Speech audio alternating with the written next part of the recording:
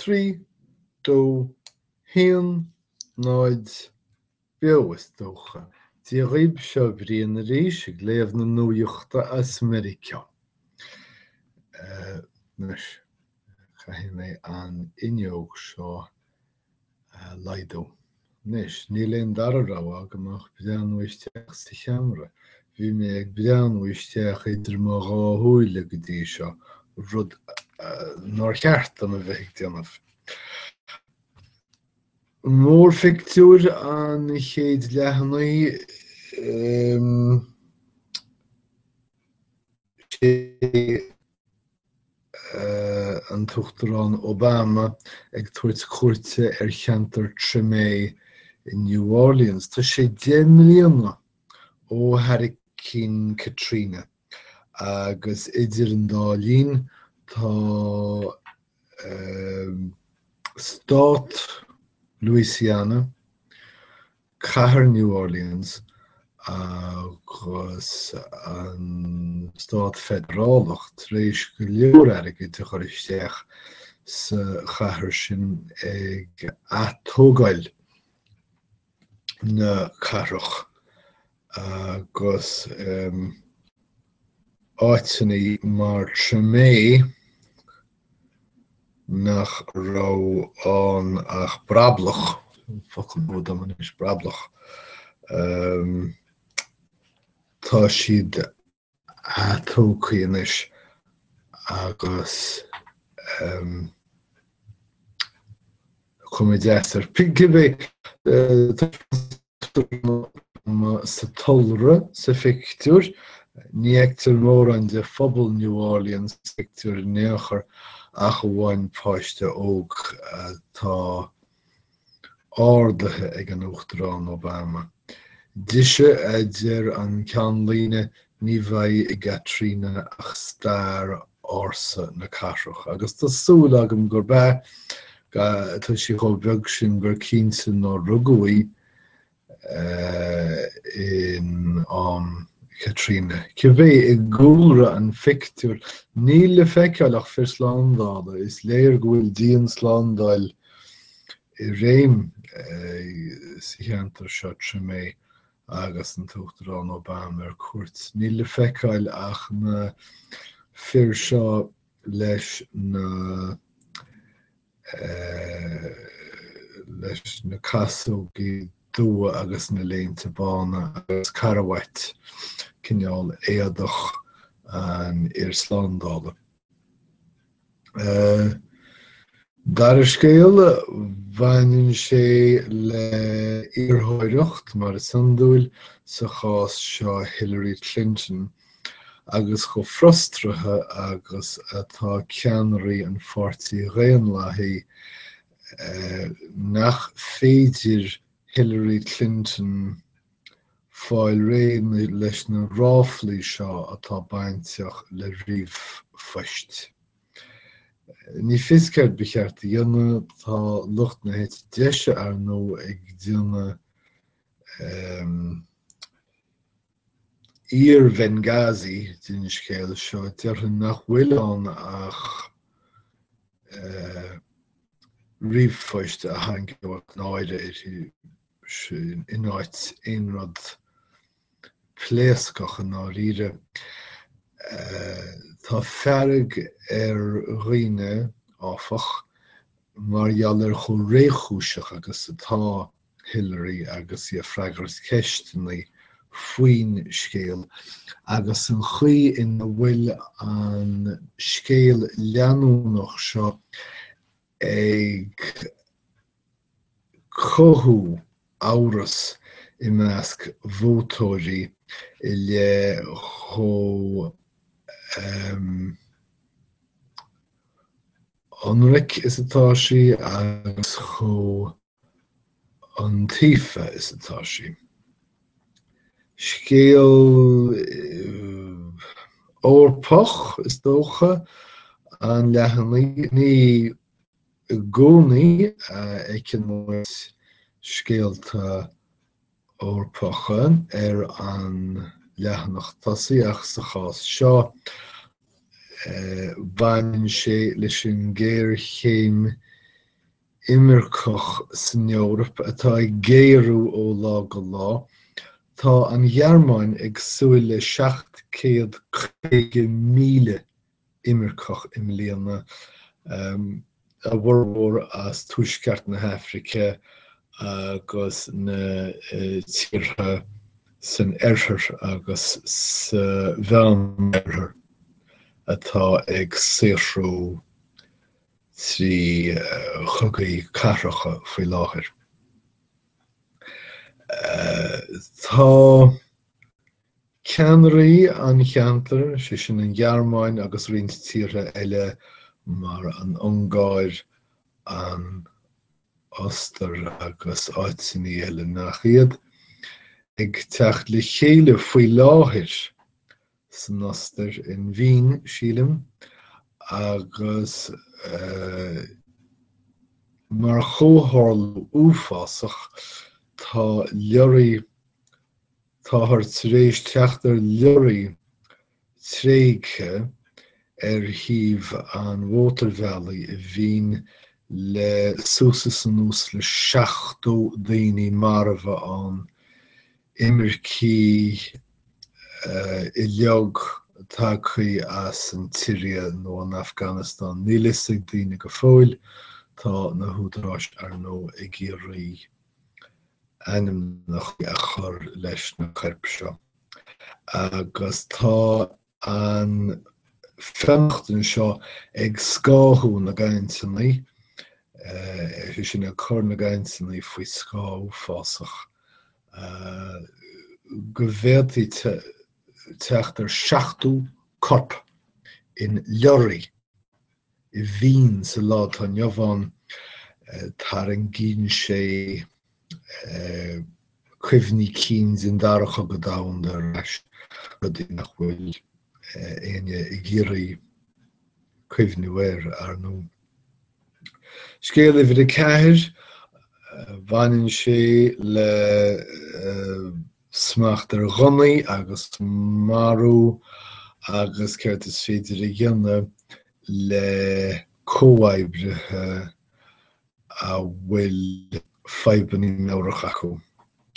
Bhainann sé seo leog leis an scéal as Virginia faoin air seo Westerly Flanagan, daithrí anam go Bryce-dal an scéal a mharaigh beirt bheo ar a telefís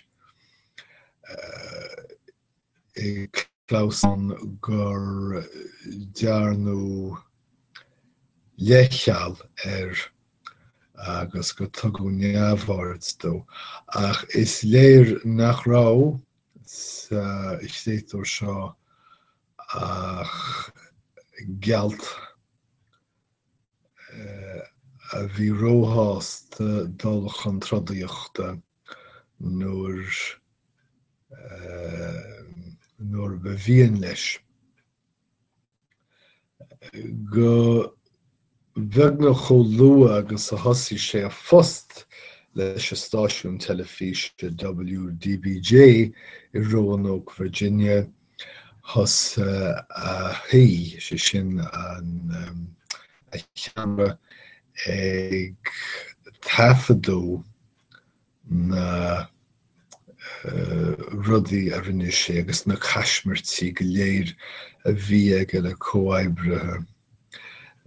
Thug sé léas a bhéal mar shampla do cheamaradóir maiall ar an obair agus chuir sé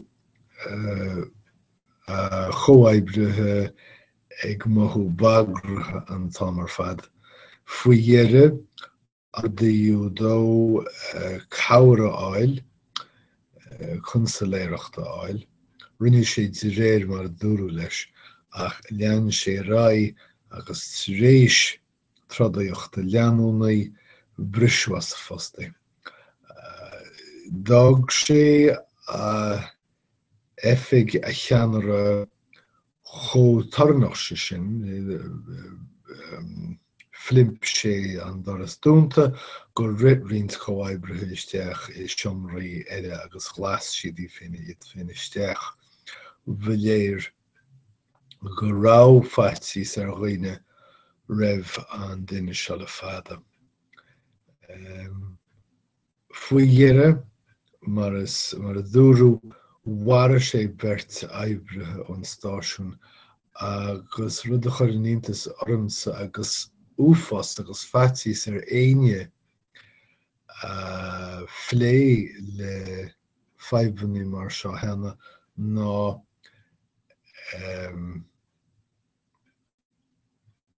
rinne sé an tionsaí seo ar an mert 2 bhliain tar éis a bhrise as a phost. Bhí an bheirt seo dal an scéal amó ar sana nóair mhara sé iad.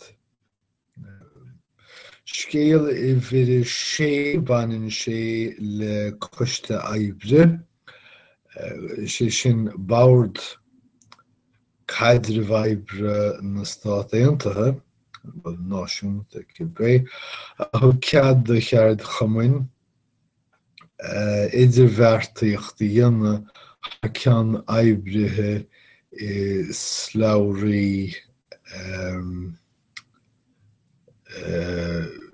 na gcéidir bí a tapa ará ach ní hééis an frás atá bhaim tubhíon rud a cinnt sa síime arm.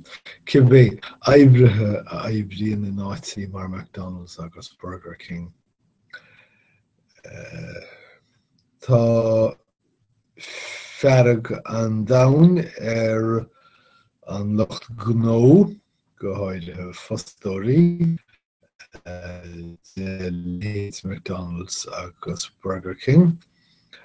Tá gluach ar an chógáil an rialú nua a scriosú nua cealú ar slí éigin. Tá pictiúr eile ar chlúdach a New York Times agus ní raibh mór an ama agam, ní raibh am ar bith agam an leathanach a chas agus fáil amach céirt arsúil in Venezuela ach tá rialtas Venezuela ag caitheamh inimircí as Colombia amach as tír agus níl is agam céim fá in áiríre gach seans gur imircí ag na míocha í seo nach bhfuil Venezuela I géirí bheith sa tír. Níl is agam tada eile faoin scéal agus níl is agam fiú an bhfuil méid sin fíor. Scéal dearnach an leathanú tosaí tá ráthú leabhar agus an scail bhliain ag tosú bhainneann sé le